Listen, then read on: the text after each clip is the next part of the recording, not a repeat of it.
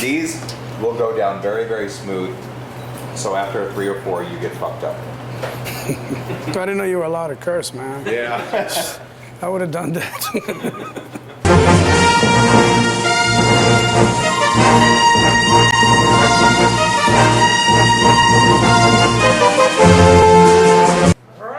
Welcome to a special edition of the CineFiles. As you can see, we're not in our normal locale, which is M&N Studios in Manhattan. We're actually at Gotham City Lounge here in Brooklyn. Neighborhood of Brooklyn. Ray Torellis is the owner of the bar. We'll be talking to him shortly. But he's built this fantastic bar. It's just a peon at church to all things geek and fandom, comic books, sci-fi, fantasy, the works. And I love this bar. It's probably my favorite bar. A better place to do a show on Star Wars than this place. We're going to be talking today about the Star Wars saga. Anyway, let me introduce our co-host here. I'm Edwin Samuelson, of course, and to my left is Mr. Eric Cohen. To his left is Jeff Galashaw, and to his left, Michael Fultz. All right, guys. Well, let's begin. Let's talk about the Star Wars saga. This is the ultimate geek franchise. So let's geek it out today. As you know, George Lucas had the idea for Star Wars many years in his head. He supposedly developed it over the years, and he got it made because of the success of American Graffiti. Star Wars was a $15 million movie and was actually a very troubled production, but went on to become one of the biggest and most successful, if not the most successful franchise, I think, in history, and spawned the ultimate fanboy nerd losers. So, I don't think you guys That's are the way me to on talk that. about the fans of the Hey, film. I like the movies, but there's some people there who can't separate fact from reality. You know, remember the infamous Triumph the Insult Comic Dog episode, which is, I think people are just a little too into that movie. You're going to be camping out overnight to see a movie. So would you say that the success of Star Wars, what started paving the way for the sex of Star Wars? The sex of Star Wars. Like Jaws, you know, because that was first summer blockbuster, and then... As I love to use this quote, but it's just such a great quote, and it's iconic of the times. Roger Corman said when he saw Jaws, he said he knew the writing was in the wall, it was over for him. Because he said, what is that but a Roger Corman movie with a big budget? And Jaws was the first blockbuster. I would consider Star Wars maybe the second blockbuster, really. The movie that really set off a movement. I mean, in fact, not to jump off topic, Summer of Sam talked about 1977, the Spike Lee film, and it showed society, you know, the culture, the punk rock movement. I think one of the things that was left out was Star Wars. Star Wars was everywhere. I mean, if you look at documentaries, there were people lined up for miles to see it at the infamous Grauman Chinese Theater, which is now the Mann's Chinese Theater. And it was more than just a movie. I remember when I was a little kid, my dad was a big movie geek, and he was like, hey, I'm packing up the kids, we're going to go see Star Wars. I'm like, what the hell's Star Wars? Right? I didn't say what the hell, because that wasn't part of my vernacular at the time when I was, whatever. And so he took us all to see this movie, and I fell in love with Star Wars. This was like the How could you I not, ever as a seen, young ever. man, not fall in love with Star Wars at that time? I mean, that was movie magic. And when you said, do you think some of the success of Star Wars was brought about by Jaws? I disagree with that, or I not disagree, but I'm just saying I think one really doesn't have anything to do with the other, because even though Jaws technically was the first film to usher in the age of the blockbuster, of what followed through in the 80s, and really what changed the studio's perspective on what they wanted out of movies, granted, but Star Wars was such an amalgam of, you know, different influences in George Lucas's life. You had the Seven Samurai, that traditional, or you know, the Hidden Fortress. Was it the Hidden Fortress? The Hidden Fortress is the R2-D2 and 3 sequels. Right, the Hidden Fortress, Seven Samurai. Flash Gordon. You had Flash Gordon. You had the typical World War II dogfights that you saw in those films of the 50s, 40s and 50s. And you added that. I mean, that was a lot of the excitement with the battles with the X-Wing and the TIE Fighter. And then you had, of course, the Joseph Campbell myth with a hero of 1,000 faces. And then add in all of that, you had very, very charismatic performances from Harrison Ford, Carrie Fisher. Here's what was very interesting. George Lucas actually went to King's Feature Syndicate, which you guys know is a very infamous comic book, or comic. They own like Popeye and many things. They own Flash Gordon. He actually approached them to do Flash Gordon, but they didn't sell it to him. I think they sold it to Dino De Laurentiis instead. So George Lucas actually created Star Wars from scratch. Basically, what he wanted to do was a 50s or 30s B-movie type serial. And in fact, look at the opening text scroll. That's something out of an old, little reel you'd see before a movie. He said, "Come back next week and see part 2." In fact, what Indiana Jones is. It's another serial.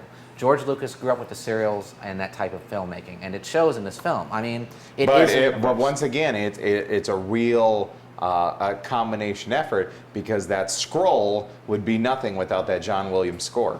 Yeah, I gotta say that. I love the infamous story where Spielberg actually is the one that recommended John Williams to Lucas, and he played it to him over the phone. He goes, "God damn it, you just burned him out," because he knew it was such a great, iconic piece of music. I mean, think about it. It works perfectly. Everything in that movie works perfectly. It's the best thing George Lucas ever directed. When I first saw Star Wars, I didn't even know about Jaws.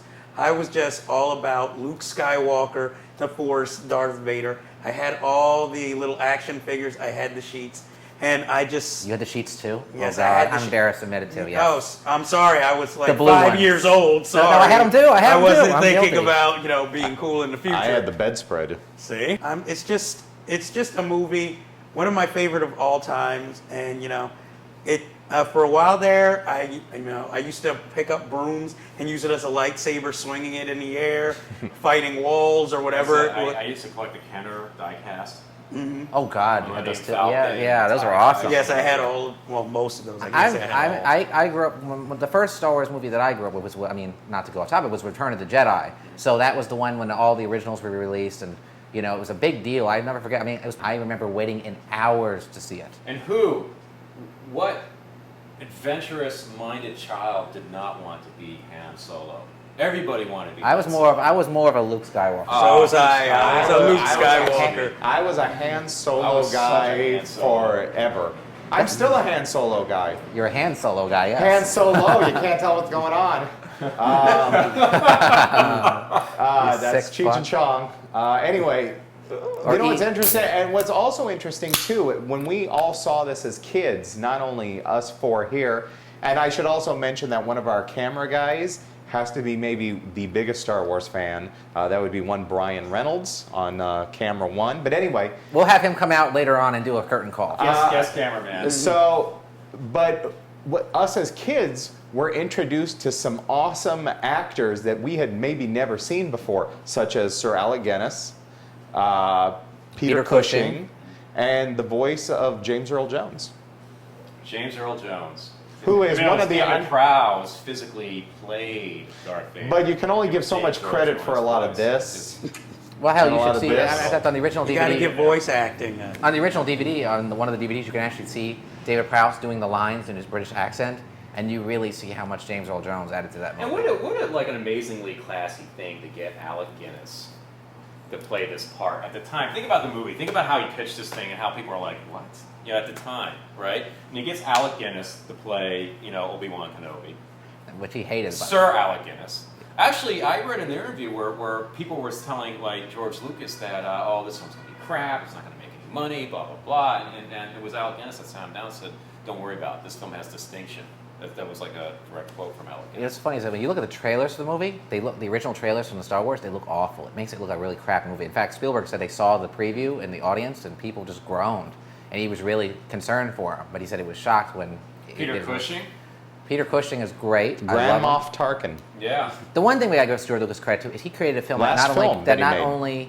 not his last film, Bagel's Adventure in Time was, but he created a film that resonated with adults and children alike equally, and that's something very rare where you can get an audience that loves it equally. I mean, Like Edwin said, he attempted to do like a 30s, 40s cliffhanger kind of thing, but with a really great budget, with real, great production values. That was the whole gist of what he was trying and to do. he was about to lose control many times. They almost shut down the film many times because of overruns and stuff. I mean, when you think about it, $15 million back then was a lot of money, but it wasn't that much you could pull off a movie like that. But it's Okay. also one of the few films that has universal appeal. I mean, I'm sure there are people out there who don't like Star Wars, but by and large, you can go anywhere in the world and everybody will love this film. I think it's probably the most known film in the universe when you think about it. I mean, everybody knows Star Wars. What was your favorite scene or most memorable scene? When they're in the garbage Yes. bin and the walls are slowly closing in and they're trying to, stop it and escape it, and it just stops just right short of it. I don't know why, but that has always been one of my memorables. Plus, having that creature down there somewhere that they can't see that keeps pulling them under. And for some And all odd you reason, see is an eyeball and an occasional tentacle. exactly, and for some odd reason, that scene has always resonated Well, what's your from that favorite film. scene, Mr. Coles? The introduction of Obi-Wan Ben Kenobi by killing a yeah. Tusken Raider. That's awesome. The scene that gets me, and I mean, it was a pretty scary scene, is Luke's infamous arrival at the cantina where he's confronted by those two guys at the bar, and Obi-Wan has to take. He doesn't medicine like for him. you. Yes. I don't like you neither. And that's a pretty creepy scene. I mean, as a kid, he cuts off his Actually, arm that's with a probably lightsaber. the entire cantina scene. From the minute they open it, they enter the cantina to when they meet Han Solo. And by the that's way, my favorite scene. Greedo did not shoot first.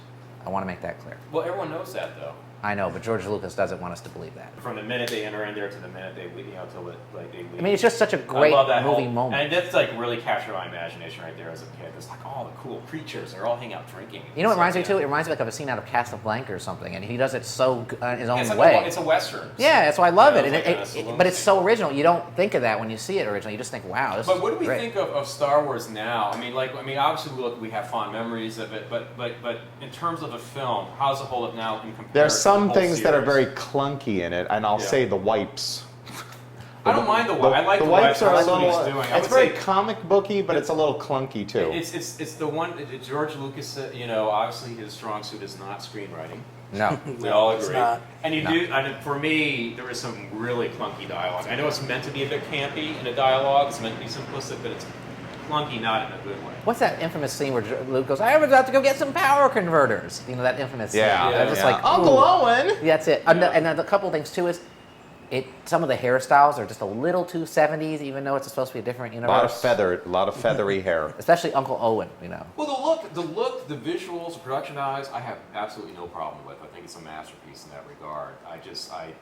Just the thing is, it's a little overly simplistic when you look at it now, considering like how much has come out and become more complex and dark, and then it tried to take on a sort of a similar thing. I guess I can still look at it maybe as a period piece.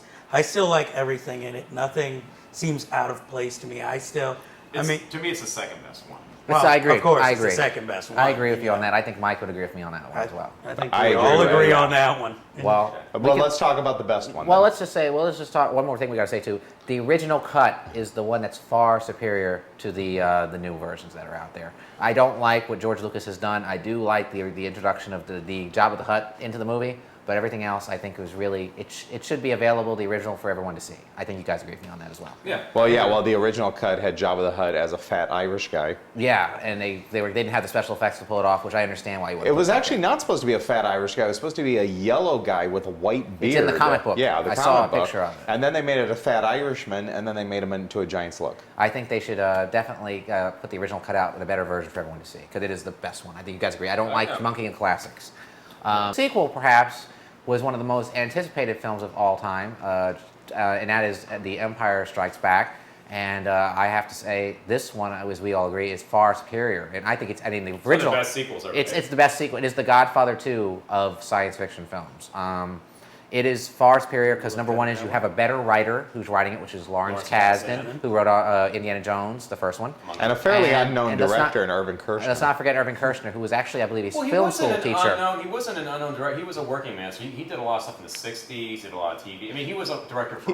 Yeah. He did Barbra Streisand movie like Up the Sandbox. I mean, Yeah. stuff you would like. If you said, let's get a guy to do Star Wars, Irvin Kershner would probably be the last person I chose. But let me tell you something. Did Lucas ever reveal why he hired Kershner? Well, he was his film teacher, one of his film teachers. Oh, okay. And he knew he could do a good job on it. But why didn't Lucas want? Oh, Lucas was doing something else. He was trying to get his special effects company up and going because he was making so much ILM. ILM. Because he did so well, he got a lot of work. He was doing the Star Trek movies. I thought he was writing the rough draft of Howard the Duck.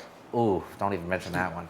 That's another show. That was- That was his project. That was his project. He gave it to his friends Gloria Katz and Willard Hook, who also co-wrote American Graffiti. But he pissed most of his fortune away. In fact, that's why he lost Pixar, because he had to sell it to pay off his debts for Howard the Duck. But not to go on a big rant about that, but this one, unlike the first one, was an independent production.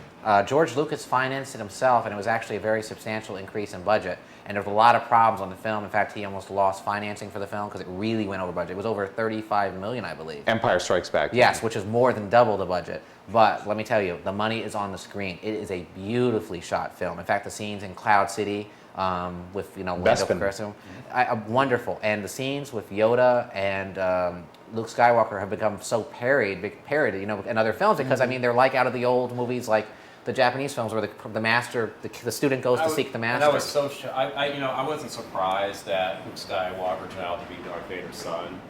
That didn't surprise me, but I was shocked that his hand got sliced off. That shocked me. Well, don't forget I was it like, happened. whoa, That was this pretty is dark. Badass.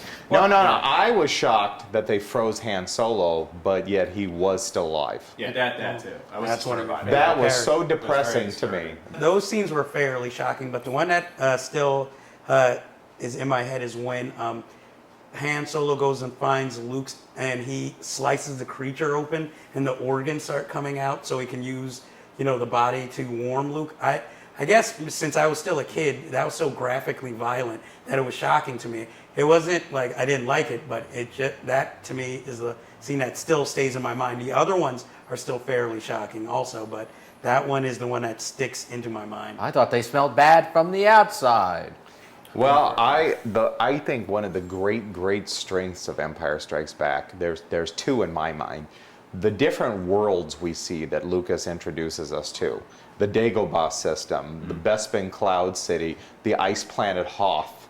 That whole sequence at the ice planet I just think is amazing and surreal.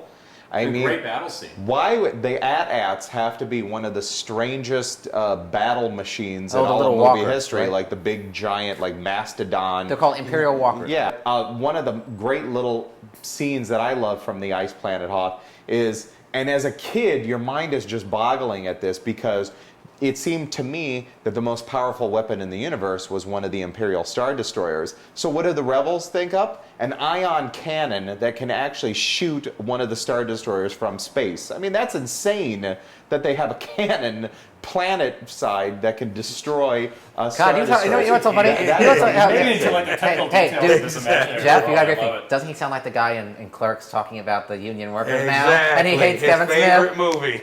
Okay, and then the other thing is, I can't deny it. You can't. That was great. All right. The one thing Well, I have to give credit to is that we talked about one of the strongest point in this movie is the heart, and it's the script by Lawrence Kasdan. Yeah. This one, the characters are really well defined and well rounded, more so than Star Wars and more so in the next entry. But there's a love story kind of with Han Solo and Leia, and the tension is there, and also you can see kind of a little jealousy with Luke, and I kind of like that. I think it was very interesting and well-rounded. It was obviously somebody really thinking out little details. And also, we got to mention too, I thought Billy D. Williams' character was very good.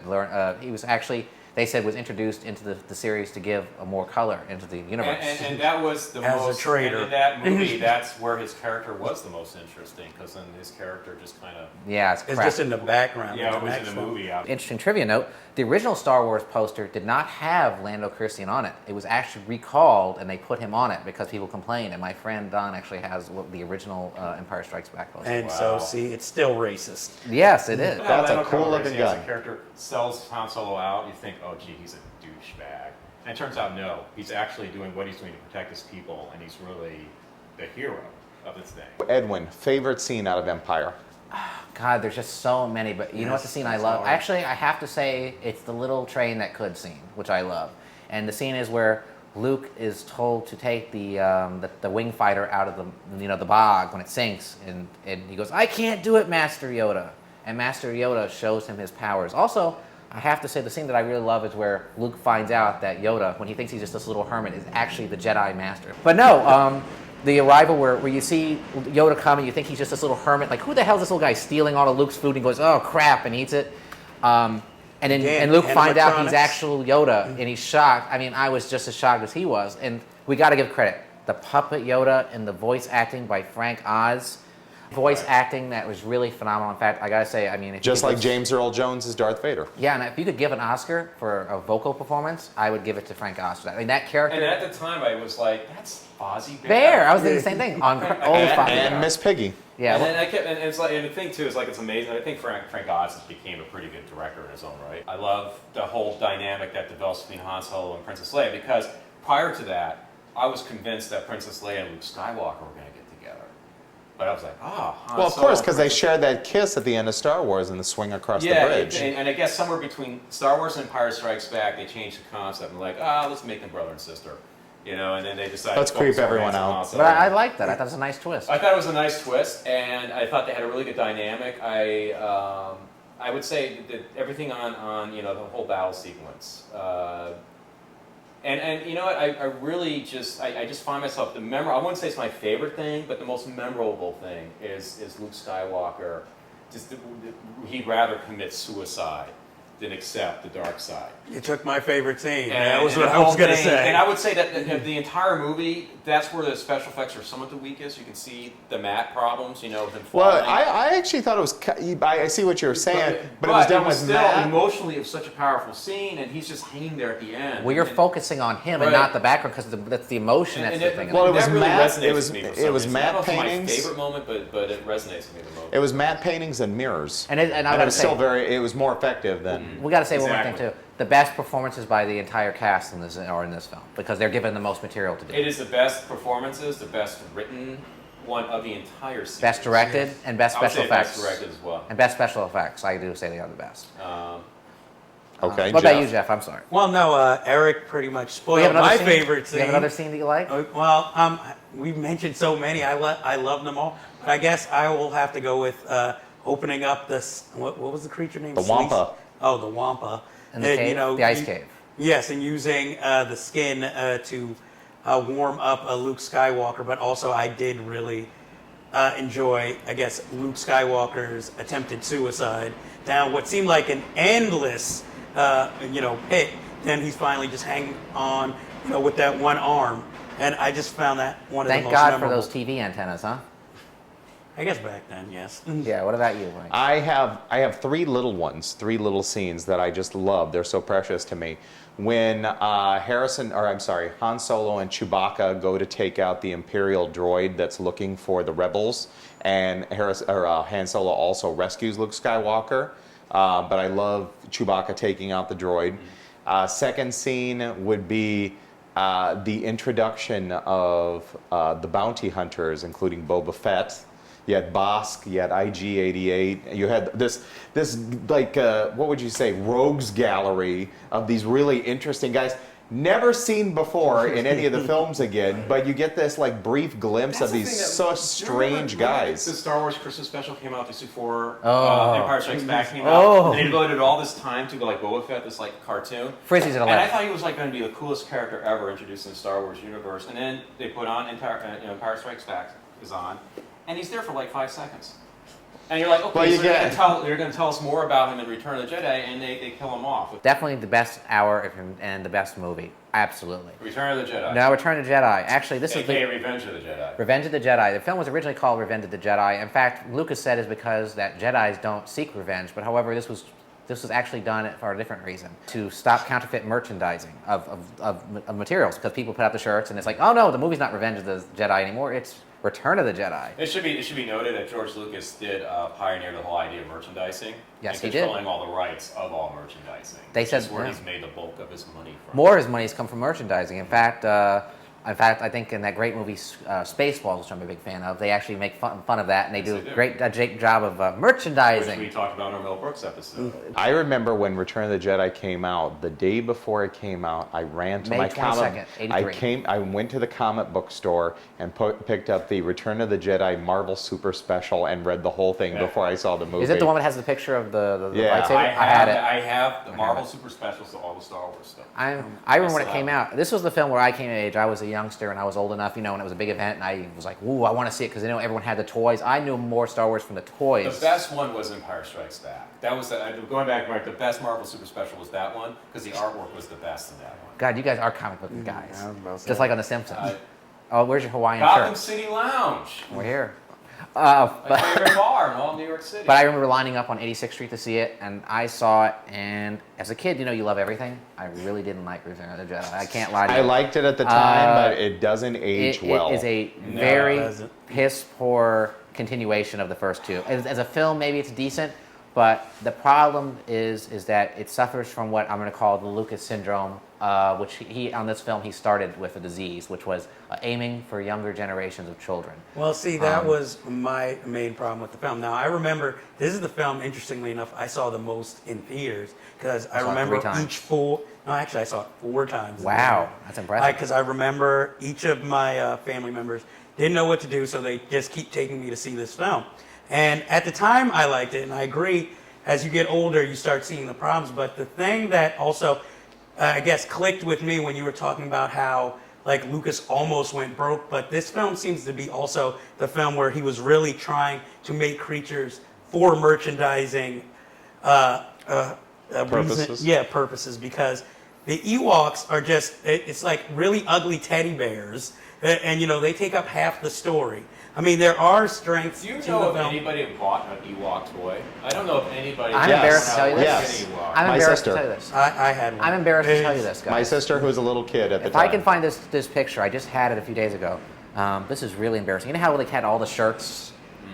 The shirt I get is of Princess Leia. It was pretty fucking lame as a kid, but I have a picture of that. But that was what I had. But sorry, that was just. That's very feminine. It was pretty gay, dude. Oh. Well, what's interesting is George Lucas hated to this day the Christmas special, the Star Wars Christmas He special. said he but would never the play it. end of Return of the Jedi is just like the Christmas special. It's a celebration in trees. Actually, if I recall, I haven't seen it for a special in a while, but I think the end of Return of the Jedi is worse. I agree with him on that. The thing Because is, the music sucks. I didn't see the Christmas special. Well, I mean, so I I guess haven't seen the Christmas special. You had Fight what's her the- name fight- from Golden Girls, whatever. What's Bay Arthur? Bea She did Arthur. that whole bit in the canteen, singing that whole song. Remember the And everyone's tape? getting into it. Yeah. remember the tape? Fight the Frizzies. I don't even And remember who was that. the band? What was the band? Was that Styx? Who was the band that was like? It was not Journey? Styx. It was Oh Journey. my It was, God, it was either Journey. Styx. It was a band like Journey or Styx. I can't remember what it was. It was If you like guys want to see it, you can check out YouTube. I assure you, it's up there somewhere. The clips are pretty bad. such a weird. I don't. The only thing I remember distinctly about the Christmas special, 2 things. I was shocked that all the Star Wars people were in it. Yeah. Like Harrison Ford was. I was like, what? And then 2, the cartoon in there was kick ass. Yeah, cartoon that was a the only great good part. cartoon, which gets us Boba which Fett leads riding us- a dinosaur. which leads us into Return of the Jedi because what the fuck, Boba Fett's there for 5 minutes and he gets killed. Well, that's the reason I think. Technically. That's well, anyways, the Ewoks. Some people say he didn't die. Your in the main Sarlacc problem with pit. the film was the Ewoks, and I agree with you. That's one of my main problems. But the thing is, this film is so kid friendly. It's just sickening. And even Harrison Ford has even commented. He goes, "What am I supposed to do here? I just run around a lot and have nothing." He just said, "I ran around and had nothing to do." He Well, doesn't have do we- anything to do in the movie. Boba Fett. And Boba playing Fett to the where? cheap In seats keeping with this with film. the tradition of each film we talk about, what would your favorite scene in Return of the Jedi be? Do you have a favorite Well, scene? I don't can have, say- really, I do. I can tell you the I only can scene say that I I do. kind of like is the scene in Jabba's palace is when he makes his first entrance. Because Lucas comes Princess in. Leia's in that hot bikini. I Oh, would that's say incredible. That bikini's not really that kid friendly. I'll tell you. That's not kid friendly. It's like the, It's puberty friendly, but not kid friendly. And supposedly George Lucas actually did direct this film. And I kind of liked how the opening of the film, Luke Skywalker's matured as a Jedi Knight a little bit. But outside of that, I mean, yeah, there's some spectacular special effects with regard to what those scooters are that fly through the trees. You know, I heard all the stories about how they shot that. Other than that, I don't even think it's a particularly memorable film. I think Yeah. I think everything on the planet Endor sucks. Everything. The speeder bikes are what you're trying to The remember. speeder Yeah, bike. I Yeah. like the speeder bikes. That's speeder bikes are one good, thing but I actually remember. I didn't really that I care about liked. the forest. It didn't feel like the thing about the other movies is that you felt these unusual worlds, like the desert, this bizarre desert with You creatures. said the whole film was conceived around Ewoks, whereas why in a forest? Why couldn't it have been like on some sort of rebel planet, or why couldn't it have been like some its final showdown, the final Death Star? But I will say that the first third of the film on Tatooine is good. I liked it. I agree. And my with you. I favorite think scene is the battle the best, on the that first, on that I would say hovercraft almost above the first quarter Sarlacc of the pit. film. I wouldn't even know if that's like a third. Maybe it is. We got to give credit to Jabba is a very memorable character too. Yeah, I mean, I think the whole battle sequence was interesting. I thought what they had of Boba Fett was cool, like when the cable came out of his gauntlet and wrapped up Luke, and it's funny, this character, although the downside of that is, I don't know how the hell you have this very silent, menacing bounty hunter in Boba Fett, and you basically knock him off the hovercraft, and this is his reaction. That's called the Willem scream, Yeah, which the was made in Williams scream, 1930s. In fact, you can do if you do a search on Wikipedia. Right. Again, playing to the cheap seats. It's just a scene. It's just a standard scream that they use in movies as a joke. I like the speed scooters, and also I like the fact that Princess Leia. This is a spoiler for the few people who haven't seen. I like the fact that Princess Leia kills Jabba the Hutt. I thought that was With the interesting. chain, yeah, that was very. Because she finally actually seems to me to actually do something, or strike back at an enemy. Whereas mostly it's usually Luke or Han Solo or some odd rebel fighter. Even though her action figure came with a gun, Yeah. you just never ever saw that gun. The reason this film stinks is bad writing and bad direction by Richard Marquand, who is actually only known for really kind of political espionage films. He made a movie like Eye of the Needle, which is good. The Legacy. They actually said he was overwhelmed and he actually didn't direct it. So George Lucas came in and redirected most of it. In fact, the original director who was offered the film was David Lynch, who turned it down. Actually, which I thought was very interesting. I would have done anything to see a David Lynch Star Wars movie. Anything. It would not have. Well, he did do Dune, so It would not have Be been. kid friendly. It would not have been a George Lucas film, that's for sure. It would have been much better. I guarantee There's you a that. fish in the percolator. I just think it's actually of the entire series, Return of the Jedi is my least favorite of all of them. Now that I think about it, Frank Booth and Darth Vader share some qualities. They have. Yeah. They both like Patrick. Baby. Yeah. We're here with Brooklyn proprietor Ray Torellis at his Gotham City Lounge, and he's making a drink, and we're talking about the inspiration behind his establishment. Well, I wanted to open up a comic book store. I did some research on the neighborhood, and a comic book store wouldn't have been, that successful. Why? Well, basically, comic books are really expensive, and the kids in this neighborhood really don't buy comic books. Telling us is that kids these days aren't so much reading comic books anymore, but they're drinking more. That's not what I was saying, man. I'm a school teacher. Don't say that, man. I'll get in trouble for that. Yeah, so good. Anyway, this will conclude. This concludes part 1 of our Star Wars episode of Gotham City Lounge. Thank you for tuning in, and we will see you for part 2 the following week, where we'll talk about the long-awaited sequels, The Phantom Menace, Attack of the Clones, and Revenge of the Sith, which concluded the series. Yes. Until next week, I'm Edwin Samuelson, and this is the CineFiles from Gotham City Lounge. Thank you very much. And thank you, Thanks, Ray. Thank you, Ray. Thank you, Ray.